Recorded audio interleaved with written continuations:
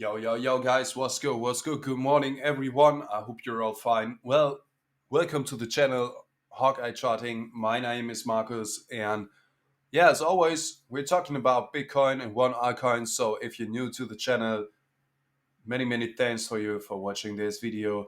So if you like this content, please leave a like, leave a follow, and well, I'd say we're gonna start through as we always do. We'll first have a look onto the book map and on the price charts afterwards for Bitcoin. And our today's altcoin is Ripple's XRP. Community voted for that, and so I'd say let's start with setting things into perspective. Well, so here we go. This is the book map from the current view. All right. So we have here just some orders at the 38.1. So it seems to be, as that we're pointing here now to the downside as we try to collect those 94 Bitcoin at the 38.1. And of course, there's some liquidity here to the downside of the 37.9 K.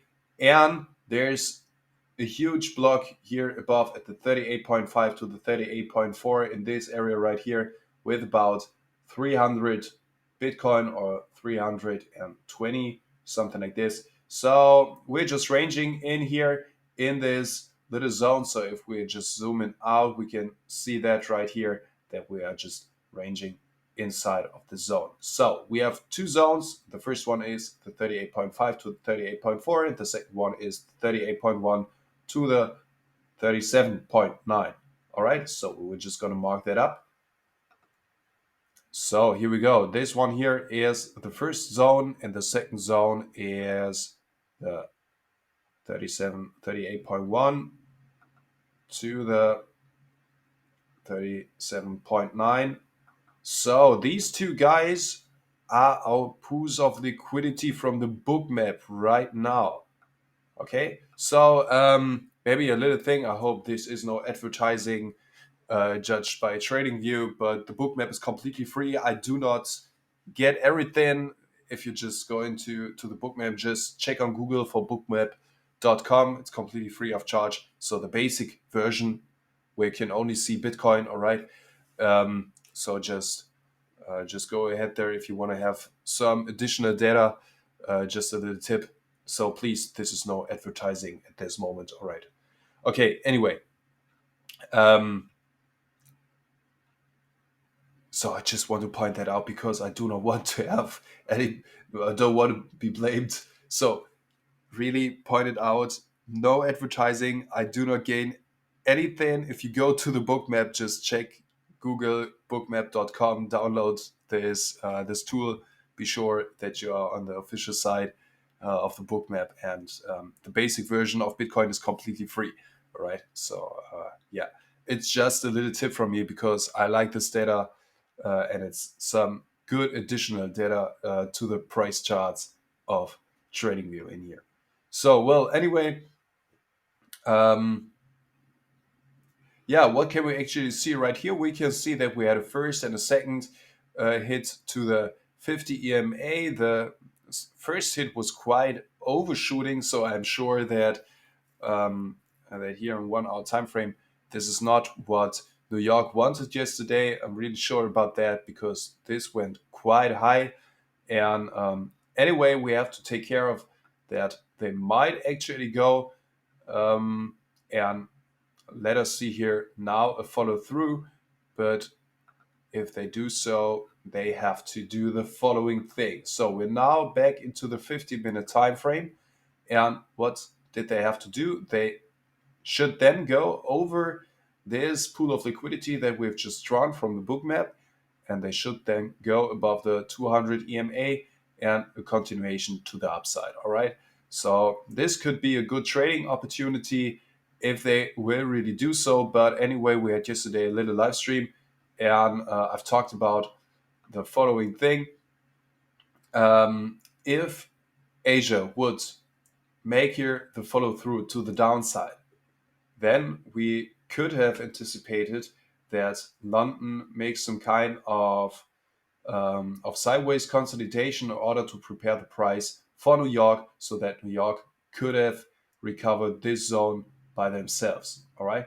So, but actually this didn't happen. We can see it. Asia just brought the price almost about 70 or 80% of this movement, of this move to the downside, and they recovered it by themselves.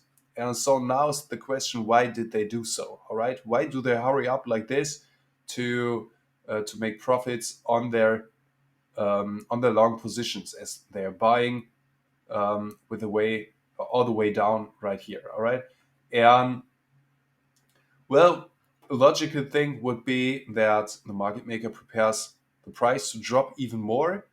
This could be one possibility. So this is what I've said then in the yesterday's live stream, that if Asia recovers this zone, we should anticipate for London to see some more kind of consolidation in here, maybe little fake outs in order to commit the retail trader that we're going long, and then they're snapping back, they just then drop the price. All right, so this is my major expectation, I must say so, that I'd likely see more down movement in order to collect the liquidity. Where is it? Right here. No, it was in the 1 hour time frame. Sorry for that. So in order to collect this liquidity pool right here. All right. Okay, then. So far for Bitcoin. Now let's talk about Ripple's XRP. And here I have a little funny thing for you. This is just what I've seen, and I want to point out a little thing. So normally you wouldn't see me drawing here some bull flags or whatever it is said right now. But I just want to point out a little thing. I am not sure if retail traders analysis shows us something like those flags right here. But this is what we could actually see and expect from retailer, that he draws something like this. Market maker knows that. All right. So he will draw this little thing right here, and he will say, all right, my personal target for Ripple's XRP, if we see the breakout to the upside, is here about 96 cents. All right, fine. Anyway, just be careful with that. I've seen that often enough, and I think you have also seen it quite often, that if we see a breakout and a little retest, market maker allows the retail trader to make some profits. So this one here would be about 10% profits, I guess. Let's see if it will come so. Oh no, 5%. All right, only 5%. But anyway, he allows him to make some profits on his position, but he doesn't pay himself, and then he snaps the price back. All right. So take care of that. Yeah, anyway, what I'm actually looking for, so I'm just going to delete this little one right here. We don't need this. So what I actually expect is the following. So having a look onto the 50-minute time frame. So we have here 2 weeks. So here is the first week, all right, and here's the second week. All right. So we know the market maker will recover the imbalances in the chart at some time. We do not know when, but they will at some time. All right. So the question is, will they do so right now, or will they just let us see a little move to the upside and going further on to the downside afterwards? All right. We still have some liquidity, and we have more liquidity here to the downside, as we can see. We have here some kind of the blue vector zones. So the blue vector zones are likely to be revisited. The same, it's the same story on the purple ones. But actually, after this little liquidity pools, we do not see much more liquidity pools on the 50-minute time frame. So let's set things into perspective. Where are we here right now? So yeah, we don't have any liquidity pools in our current zone, and the question is, will we really see the move to the upside? Well, to be honest, this could also be that we have here something like a range right now, all right, and that we have now first seen stop hunt low, stop hunt high.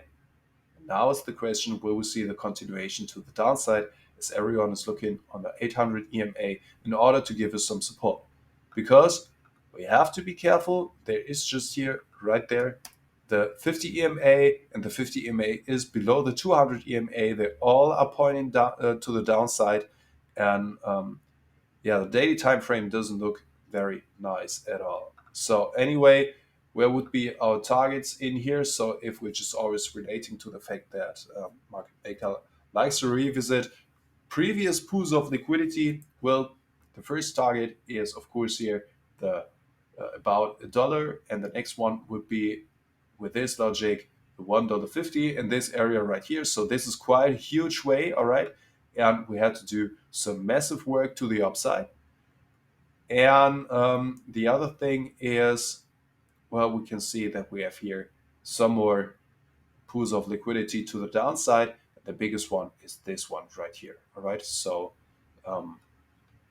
if we're gonna break the 800 EMA, then it's the question if we will consolidate in this zone right here. So just now having a major view on the whole thing right here, maybe for swing trades. So if we're going to break the 800 EMA, maybe we will see some consolidation. All right, and then just snapping the price into this zone. And then it's the question, what will happen next? All right, so maybe something like this. So yeah, this is what I could expect. Of course, the other possibility is that we will revisit not the whole of this zone right here, but maybe a little bit, but the market maker doesn't touch those pools of liquidity. That we're going to see here some kind of reversals. So first getting a retrace on the 50 EMA, then going above, getting the 50 EMA above the 200 EMA, and then just seeing more continuation to the upside. All right, so okay, then I think these are the two most important things. Well, for the 15-minute time frame, I guess it is quite understandable what I think about here. We just also have to have a look on the behavior of the 50 EMA related to the 200 EMA, and of course we have to see here those pools of liquidity, which have to be completed. Yes, I'd say this is it for now, for today. We're gonna hear us tomorrow again. So if you like the content, please leave a like, leave a follow, or whatever. If you have any questions relating to the market maker method or edit waves or whatever you have, feel free to leave your comments. Let's get into conversation, even if you have a different view on the current behavior. It's just I wish me to get in conversation with you guys, because discussions always have to find some confluences, to find consensus. And yeah, I'd say this is it for now. We're gonna hear us tomorrow. To the next video. Your Marcus. Peace.